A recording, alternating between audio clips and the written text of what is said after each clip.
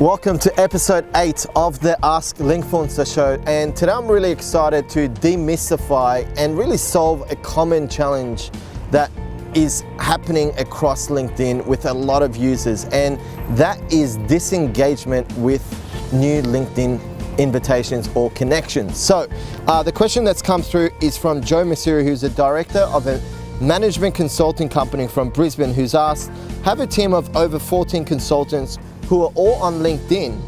We find that we get a good amount of people accepting our connection invitations, but rarely do we get any engagement, and that engagement in turn does not generate many leads or business opportunities. So I guess I have a few recommendations and a few suggestions, but before we even jump into that, the first thing I would be doing, Joe, is sitting with the team and looking at doing a stock take across the last 100 connection invitations that you sent out overall across the team. Now, once you do that, then what you need to do is sit down with the team and ask yourself, what percentage of those connection invitations were your target market? Now, if a good percentage weren't your target market, then it's not necessarily the fact that you're not getting engagement, you're just connecting with the wrong people. Now, let's say you are connecting with the right people, then what you want to do in order to increase that engagement is make sure that you are engaging with their content, that being liking, commenting and sharing your target market's content,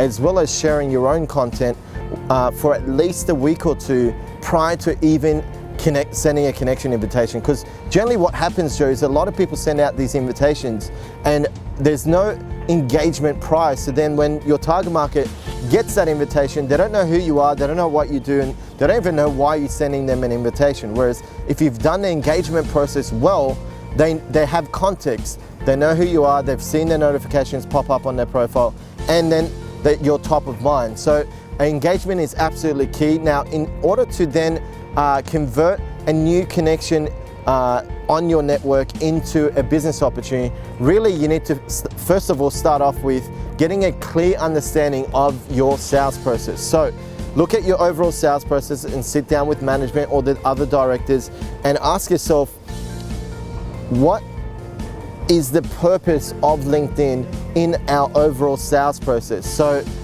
is it to generate a new face-to-face meeting? Is it a phone call? Is it a download? And once you understand that, then it's a matter of creating your call to action. So LinkedIn's purpose is now to have a phone call or to convert those new connections into a face-to-face. Next, you need to understand that just because someone's accepted your invitation doesn't mean that they actually want to have a phone call with you. So instead of pitching your products or services or requesting them to jump on a phone call straight away, which doesn't work, it might work for the 1% of people, what you need to do is you need to send relevant and targeted content. You can do that through the messenger option of LinkedIn because you're now connected with them. So for the first 2 weeks after you connect with, let's say, 200 of your target market, send them, engage with their content for 2 weeks, and then send them a piece of content which might be a download, it might be an infographic, might be video, might be a webinar, whatever that might be. Wait another 2 weeks in between then, continue engaging with them.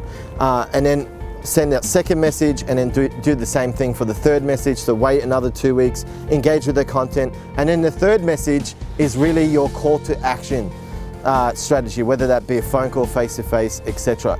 Once you've done that, not only have you engaged with their content, but you've sent them relevant content for about 6 weeks through those 3 emails. That'll ensure that you really build a meaningful relationship with them, you build your expertise, you build trust with them, and you really stay top of mind. So when you do promote your call to action, they want to actually get on the phone call with you, because research has shown that 75% of people actually make their buying decision before they even engage with you online. So make sure that you're sending relevant content, you're engaging with your target market's content, and if you do these things that I mentioned, you'll be well on your way to turning more of those connections into leads and business opportunities.